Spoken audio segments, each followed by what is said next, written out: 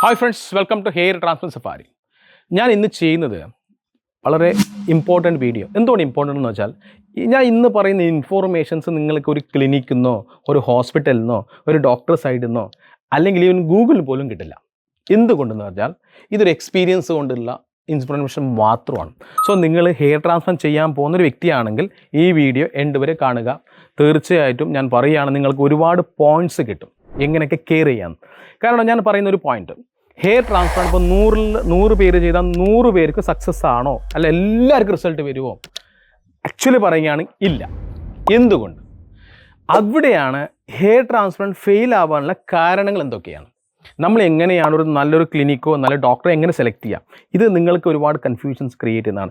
പല ആഡ് നിങ്ങൾ കാണാം. ഇൻസ്റ്റാഗ്രാം തുറന്നു കഴിഞ്ഞാൽ ഹെയർ ട്രാൻസ്പ്ലാന്റ് മാത്രമേ ഇപ്പോൾ ഉള്ളൂ. ആണോ അല്ലേ? പെട്ടിക്കടകൾ പോലെയാണ് ഒരുപാട് ക്ലിനിക്കുകൾ ഇങ്ങനെ പൊങ്ങി വരികയാണ്.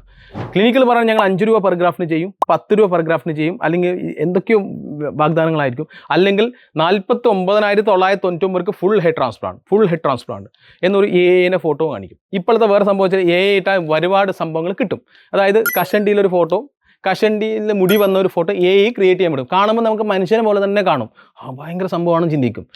നമുക്ക് എന്തിപ്പോൾ ചെയ്യാൻ പറ്റും. അപ്പോൾ ഇതിപ്പോൾ നല്ലത് ഏതാണ്, മിഥ്യ ഏതാണ്, സത്യം ഏതാണ് തിരിച്ചറിയാൻ പറ്റാത്തൊരു അവസ്ഥയാണ് ഇപ്പോൾ. അതുകൊണ്ട് ഇതിൽ പെടുന്ന ആൾക്കാരുടെ എണ്ണം കൂടിയിട്ടുണ്ട്. പണ്ട് ഒരുപാട് ആൾക്കാർ പെട്ടതാണ്, ഒരു സമയത്ത് കുറച്ച് കുറഞ്ഞിട്ടാണ്. പക്ഷേ ഇപ്പോഴും ഒരുപാട് ആൾക്കാർ പോയിട്ട് പെടുന്നുണ്ട്. എന്തുകൊണ്ടാണ് ഇത് ഞാൻ പറയുന്നത് വെച്ചാൽ, എനിക്ക് എവിടെ നിന്നാണ് ഇൻഫർമേഷൻ കിട്ടുന്നത്? ആക്ച്വലി ഞാൻ ട്രാൻസ്പ്ലാന്റ് ചെയ്ത ഒരാളാണ്, നിങ്ങൾക്കറിയാം. എൻ്റെ പഴയ ഫോട്ടോസ് ഒന്ന് കാണിക്കാം. ഓക്കെ, ഇതാണ് എൻ്റെ പഴയ ഫോട്ടോസ്. കംപ്ലീറ്റ് കഷണ്ടി ആയിരുന്നു. ആ സമയത്താണ് ഞാൻ റിസർച്ച് സ്റ്റാർട്ട് ചെയ്തത്. എങ്ങനെയാണെന്ന് വെച്ചാൽ, ഈ ഹെയർ ട്രാൻസ്പ്ലാന്റ് എവിടെ ചെയ്യണം, ഹെയർ ട്രാൻസ്പ്ലാന്റ് നല്ലതാണെന്ന് എനിക്ക് അറിയാം, ഞാൻ പഠിച്ചിട്ടുണ്ടായിരുന്നു. ആൻഡ് ഇതിനെക്കുറിച്ച് പഠിക്കാൻ വേണ്ടി ഞാൻ കുറേ ക്ലിനിക്കുകൾ പോയി ചെയ്യാൻ പറ്റുമോ. ആ സമയത്ത് എന്നെ ഒരുപാട് ആൾക്ക് റിജക്റ്റ് ചെയ്തു. അങ്ങനെയാണ് ഇങ്ങനെയാണ് പലതും പറഞ്ഞു. അതൊക്കെ ഞാൻ പഴയ വീഡിയോസിൽ പറഞ്ഞാണ്, റിപ്പീറ്റ് ചെയ്യുന്നില്ല. അതിനുശേഷമാണ് ഞാൻ പൂനെയിൽ പോയിട്ട് ഒരു ഡോക്ടർ സർജറി ചെയ്തു. എനിക്ക് നല്ല റിസൾട്ട് കിട്ടി. തന്നെ എൻ്റെ ഇപ്പോഴത്തെ റിസൾട്ട് ഇപ്പോൾ ഏകദേശം ഒരു 6 വർഷം 7 മാസം കംപ്ലീറ്റ് ചെയ്തു. പിന്നെയാണ് ആ ഡോക്ടറിൻ ടീം കൊച്ചിയിൽ വന്നത്. പിന്നെ സെയിം ഡോക്ടേഴ്സ് കാലിക്കറ്റും ട്രിവാൻഡ്രത്തും ബാംഗ്ലൂരും ദുബായിലൊക്കെ ക്ലിനിക്ക് ഓപ്പൺ ചെയ്ത് ഇപ്പോൾ ക്ലിനിക്ക് റണ്ണിങ് ആണ്. അപ്പോൾ ഞാൻ എന്തുകൊണ്ട് പറയുന്നത് വെച്ചാൽ, എന്തുകൊണ്ട് ഹെയർ ട്രാൻസ്പ്ലാന്റ് ഫെയിൽഡ് ആവാം? ഒരു കാര്യം, ഇപ്പോൾ ഒരു ഹെയർ ട്രാൻസ്പ്ലാന്റ് ചെയ്യാൻ ഇപ്പോൾ NMC പ്രകാരം, നാഷണൽ മെഡിക്കൽ കമ്മീഷൻ അത് പ്രകാരം അവർ കുറച്ച് ഡോക്ടേഴ്സിന് ഇതിൻ്റെ ലൈസൻസ് കൊടുത്തിരിക്കുകയാണ്. ഇത് ചെയ്യാൻ പറ്റുന്ന യോഗ്യത ആർക്കൊക്കെയാണ്? RMP രജിസ്റ്റർ മെഡിക്കൽ പ്രാക്ടീഷണർ തൊട്ട് ഡെർമറ്റോളജിസ്റ്റ്, പ്ലാസ്റ്റിക് സർജൻ, ഇങ്ങനെ പല ആൾക്കാർ കാറ്റഗറൈസ് വെച്ചിരിക്കുകയാണ്. അതേപോലെ ഡെന്റൽ കൗൺസിൽ ഓഫ് ഇന്ത്യയുടെ സർക്കിൾ പ്രകാരം maxillofacial, oral maxillofacial surgeons, MDS, അത് ഓറൽ മാക്സിലോഫേഷ്യൽ ആണെങ്കിൽ അവർക്ക് സർജറി എന്ന ലൈസൻസ് അവർ കൊടുത്തിരിക്കുകയാണ്. അപ്പോൾ ആ ഒരു 2 സെഗ്മെൻറ്റ് വെച്ചിരിക്കുകയാണ്.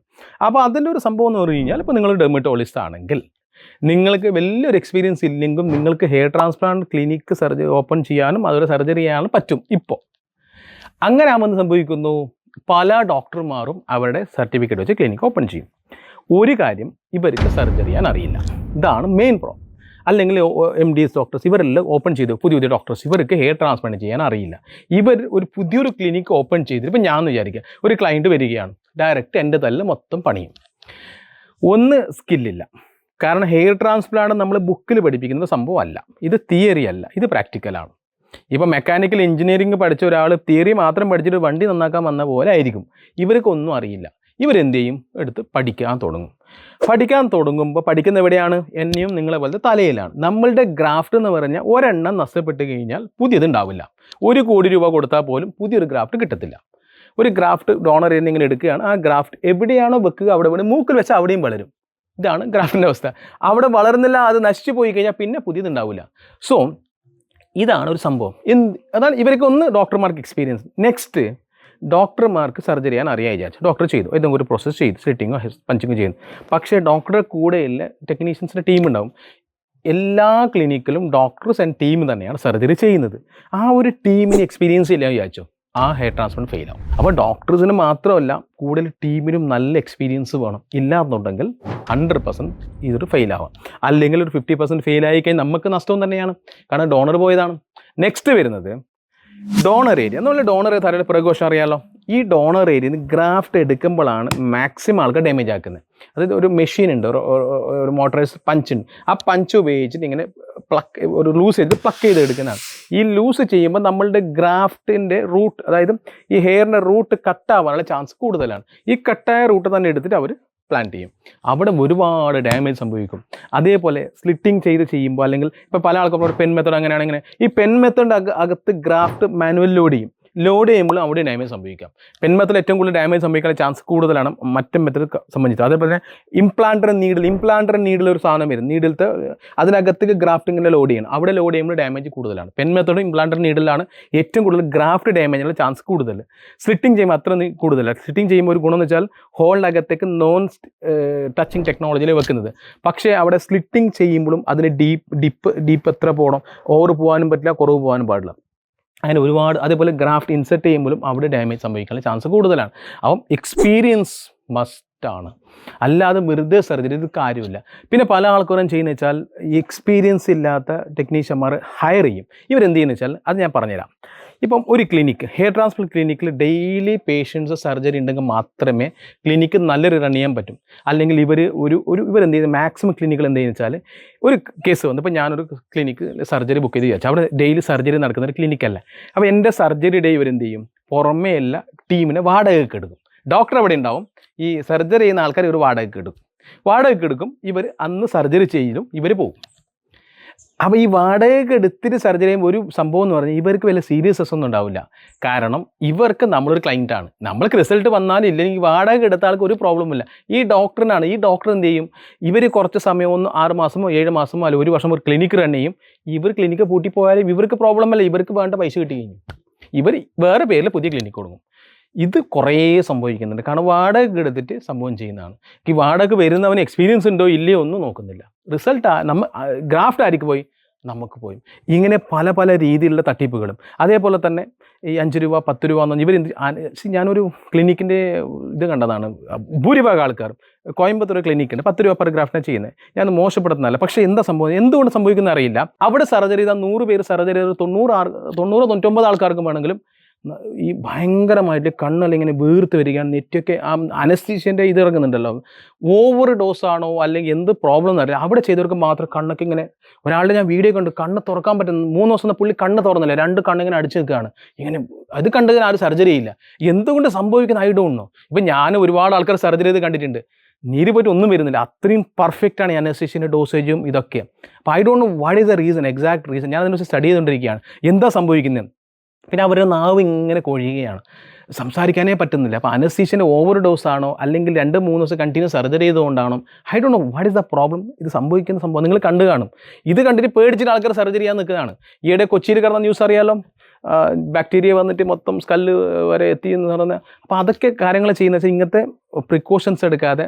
പിന്നെ അതേപോലെ തന്നെ ഓപ്പറേഷൻ തിയേറ്റർ ഒരുക്കണമെന്നുണ്ടെങ്കിൽ കുറച്ച് മാനദണ്ഡങ്ങളുണ്ട്. അതിൽ കുറേ ഇൻസ്ട്രുമെൻറ്റ്സ് വേണം, അതിന് ഫ്യൂമിഗേഷൻ എങ്ങനെയൊക്കെ ചെയ്യണം, ഇതിനൊക്കെ കറക്റ്റായ രീതികൾ ഇതൊന്നും പാലിക്കാത്ത അങ്ങ് ചെയ്യും. അപ്പോൾ ഇതുകൊണ്ടാണ് ആൾക്കാർ ഹെയർ ട്രാൻസ്പ്ലാന്റ് ചെയ്യാൻ മടിക്കുന്നത്. അപ്പോൾ നിങ്ങൾ ഹെയർ ട്രാൻസ്പ്ലാന്റ് ചെയ്യുമ്പോൾ ഇങ്ങനത്തെ കാര്യങ്ങളെല്ലാം ശ്രദ്ധിച്ചിട്ട് ട്രാൻസ്പ്ലാന്റ്, അല്ലാതെ വെറുതെ പോയിട്ട് ഇങ്ങനെ ചെയ്യരുത്. കാരണം donor area is very important. Once നഷ്ടപ്പെട്ടു കഴിഞ്ഞാൽ കിട്ടത്തില്ല. കെയർഫുൾ ആയിരിക്കാം. വെറുതെ കെയർലെസ് ആയിട്ട് നമ്മളുടെ ഗ്രാഫ്റ്റിന് കളയരുത്, പ്രത്യേകിച്ച് 7 ഗ്രേഡ്. പിന്നെ പല ആൾക്കാരും ചെയ്യുന്ന വേറെ രീതി വെച്ചാൽ, ഇപ്പോൾ 7 ഗ്രേഡ് ആയ ഒരു വ്യക്തി, ഇപ്പോൾ ഞാൻ 7 ഗ്രേഡ് ആയിരുന്നു, എനിക്ക് കറക്റ്റ് യൂസ് ചെയ്ത് 2 സെക്ഷനിലാണ് ഞാൻ ചെയ്തത്. 2 സിറ്റിംഗ് ചെയ്ത് കഴിഞ്ഞാൽ ഫുൾ ആയിട്ട് കവർ ചെയ്യാൻ പറ്റും. ഇങ്ങനത്തെ കണ്ടീഷൻ ചില ക്ലിനിക്കുകൾ എന്ത് ചെയ്യുന്ന വെച്ചാൽ, ഇവർക്ക് നമ്മളൊരു ക്ലയൻറ്റാണ്, ഞാൻ നാളെ ഇപ്പോൾ അടുത്ത സിറ്റിങ്ങിൽ അതേ ക്ലിനിക്കിൽ പോകുന്ന അവർക്ക് ഉറപ്പില്ല. അവരെന്ത് ചെയ്യും, കിട്ടുന്ന ഗ്രാഫ്റ്റ് കംപ്ലീറ്റ് അങ്ങ് എടുക്കും, താടിയിൽ നിന്നും എല്ലാം മൊത്തം എടുത്തിട്ട് ഇങ്ങനെ ഇവിടെ നിന്ന് എന്തൊക്കെയോ ചെയ്തിട്ട് ചെയ്തു തരും. ബാക്കി ഒരു കാലി ഉണ്ടാവും. സെക്കൻഡ് സിറ്റിംഗ് ചെയ്യാൻ ഗ്രാഫ്റ്റ് ഉണ്ടാവില്ല. അപ്പോൾ ഒരു ഹെയർ ട്രാൻസ്പ്ലാന്റ് എന്ന് പറഞ്ഞാൽ അടുത്ത സിറ്റിംഗ് കൂടി ചെയ്യാനുള്ള ഗ്രാഫ്റ്റ് നമ്മൾ തലയിൽ ബാക്കി വെച്ചിട്ട് സർജറി ചെയ്യാവും. വെറുതെ ഓവറായിട്ട് ഹൈ ഡെൻസിറ്റി കൊടുത്തിട്ട് ബാക്കി ഏരിയ ഒന്നും ഇല്ലാതെ ആക്കരുത്. അപ്പോൾ നമുക്ക് കവറേജ് ഇമ്പോർട്ടൻ്റ് ആണ്, അതേപോലെ തന്നെ ഡെൻസിറ്റിയും വേണം, ഹെയർ ലൈൻ നല്ലതായിരിക്കണം, ഇതൊക്കെ വേണം. പിന്നെ അതേപോലെ തന്നെ പല ആൾക്കാർ ചെയ്യുന്ന വേറെ മിസ്റ്റേക്ക് എന്ന് വെച്ചാൽ സ്ട്രൈറ്റ് ലൈൻ, വരച്ച ഒരു ലൈന് വരച്ച് കൊടുക്കും. ഇതിൽ എന്തൊക്കെയോ ചെയ്ത് കൊടുക്കും. പിന്നെ ചില ഹെയർ ലൈൻ വരയ്ക്കുമ്പോൾ ചില ആൾക്കാർ സിഗ്സാഗ് ചെയ്യുന്നത് അറിയാൻ പറ്റും, അത് കറക്റ്റ് അറിയാൻ പറ്റും. സർജറി ചെയ്തിട്ടും ചെയ്യേണ്ട എന്ന് തോന്നിപ്പോകുന്ന ഒരുപാട് ആൾക്കാർ. ഞാൻ അക്ഷർ പട്ടേലിൻ്റെ വീഡിയോ നിങ്ങൾ കണ്ടു കാണും, അക്ഷർ പട്ടേൽ റിസൾട്ട് കണ്ടു കാണും. അയാൾ വലിയൊരു ഫേമസ് വ്യക്തിയാണ്, എവിടെ പോയിട്ട് പറ്റും. കാരണം നല്ല ഡെൻസിറ്റി എല്ലാം വന്നിട്ടുണ്ട്, പക്ഷേ ഒരു തൊപ്പി വെച്ച പോലെ, വിഗ് വെച്ച പോലെ ഒരു അവസ്ഥയാണ്. അപ്പോൾ ചെയ്തിട്ടും ചെയ്യേണ്ട എന്ന് തോന്നിപ്പോകുന്ന പോലത്തെ എക്സ്പീരിയൻസ് ആണ്. അപ്പോൾ ഇതൊക്കെ കാര്യങ്ങളാണ് നിങ്ങൾ ശ്രദ്ധിക്കേണ്ടത്. വെറുതെ ചാടിക്കയറി സർജറി ചെയ്യുന്നതിനേക്കാളും ബെസ്റ്റ് ഈ ക്ലിനിക്കിൻ്റെ പ്രൊഫൈൽ നോക്കുക, ഇപ്പോൾ സർജറി നടക്കുന്നുണ്ടോ, പല കാര്യങ്ങളൊക്കെ പറ്റുമെങ്കിൽ ക്ലിനിക്കിൽ സർജറി ചെയ്ത ആൾക്കാർ നേരിട്ട് കാണുക, ഇതൊക്കെ ചെയ്തിട്ട് നല്ലൊരു സർജറി ചെയ്യാം. ഓക്കെ, ഈ വീഡിയോ നിങ്ങൾക്ക് ഇഷ്ടപ്പെട്ടുകയാണ് വിചാരിക്കുകയാണ്. പല ആൾക്കാർക്കും, പല ക്ലിനിക്കിൻ്റെ ആൾക്കാർക്കും എന്നെ കൊല്ലാനുള്ള ദേഷ്യം ഉണ്ടാവും. കാരണം ഞാൻ പറയുന്ന കാര്യങ്ങൾ മുഖം നോക്കിയിട്ട് പറയുന്നൊരു വ്യക്തിയാണ്. കാരണം നമുക്ക് ഇമ്പോർട്ടൻറ്റ് ക്ലിനിക്സ് അല്ല, ജനങ്ങളാണ്. ജനങ്ങൾക്ക് വേണ്ടിയാണ് ഞാൻ വീഡിയോ ചെയ്യുന്നത്. സോ നിങ്ങൾ കെയർഫുൾ ആയിരിക്കുക. നല്ല റിസൾട്ട് കിട്ടുമ്പോൾ ഒരു ടെൻഷൻ അടിക്കേണ്ട. ട്രാൻസ്പ്ലാന്റ് കറക്റ്റ് ചെയ്ത് കഴിഞ്ഞാൽ റിസൾട്ട് കിട്ടുന്നത് ഗ്യാരണ്ടിയാണ്. ട്രാൻസ്പ്ലാന്റ് ചെയ്ത മുടിക്ക് ഡോക്ടേഴ്സ് ഞാൻ ഒരു PRP ചെയ്തിട്ടുണ്ടായി. ഞാൻ ആദ്യത്തെ 2-3 വർഷം PRP ചെയ്തില്ല, എനിക്ക് റിസൾട്ട് വന്നിട്ടില്ല. സോ PRP ഇതൊന്നല്ല, ട്രാൻസ്പ്ലാന്റ് പെർഫെക്റ്റ് ചെയ്തിട്ടുണ്ടെങ്കിൽ റിസൾട്ട് നല്ല കിട്ടും. ഓക്കെ, ഞാൻ മിസ്സായ ഒരുപാട് പോയിന്റ്സ് ഉണ്ടാവാം. ഞാനിങ്ങനെ ജസ്റ്റ് റാൻഡമിലി ആലോചിച്ചിട്ട് ഒരു വീഡിയോ ചെയ്താണ്. ഒരുപാട് പോയിന്റ്സ് ഉണ്ടാവാം. നിങ്ങൾ ഡൗട്ട് ഉണ്ടെങ്കിൽ തീർച്ചയായിട്ടും കമൻറ്റ് അടിക്കുക, അല്ലാന്നുണ്ടെങ്കിൽ നമ്പറിൽ കോൺടാക്ട് ചെയ്യാം. സമയം കിട്ടും തീർച്ചയായും റിപ്ലൈ തരാം. Thank you very much for watching this video. Hair trans safari എന്നുള്ള ഇൻസ്റ്റാഗ്രാം പേജുണ്ട്, ഫേസ്ബുക്ക് പേജുണ്ട്. ഒരുപാട് വീഡിയോസ് ഞാൻ ചെയ്യുന്നുണ്ട്. സെലിബ്രിറ്റി ഹെയർ റിയാക്ഷനും ട്രാൻസ്പ്ലാന്റ് അല്ലാതെ മരുന്ന് കൊണ്ട് തന്നെ മുടി വന്ന കേസസ് ഒക്കെ ചെയ്യുന്നുണ്ട്. സോ വീഡിയോസ് എല്ലാം കാണുക, നിങ്ങളെ സപ്പോർട്ട് രേഖപ്പെടുത്തുക. Thank you very much. By.